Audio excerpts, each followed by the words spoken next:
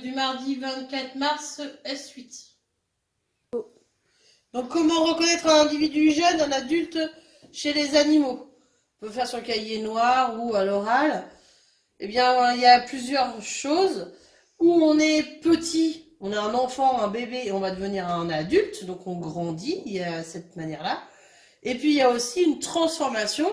Par exemple, le papillon, au début, quand il est tout petit, il a un œuf, puis une chenille, et il va devenir un papillon. Donc il y a deux choses dans le fait de passer d'un individu jeune à un individu adulte. Il y a la croissance ou la métamorphose. C'est ce qu'on va voir tout au long de cette leçon. Bien sûr.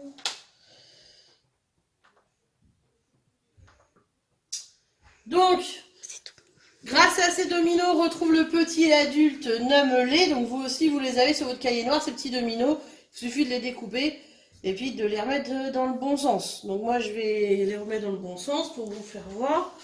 Donc vous coupez la vidéo, vous le faites et puis vous regardez la correction.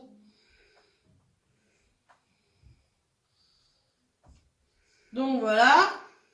Donc vous avez la poule avec le petit poussin, la vache et le veau. Donc ça, c'est une croissance. La grenouille et le tétard, là c'est une métamorphose. Le chat et le chaton, la croissance. La coccinelle et sa larve, donc là c'est une métamorphose. Le chien et le chiot, c'est une croissance. Le papillon et la chenille qui sont une métamorphose. Donc voilà, les parents, enfants, c'est pas forcément, ça ne se ressemble pas forcément.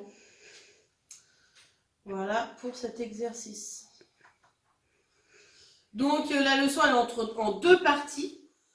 Donc la première partie, les étapes du développement sont différentes selon les espèces animales en fonction de l'aspect du bébé à la naissance.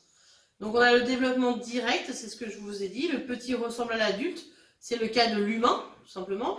On l'appelle un jeune enfant.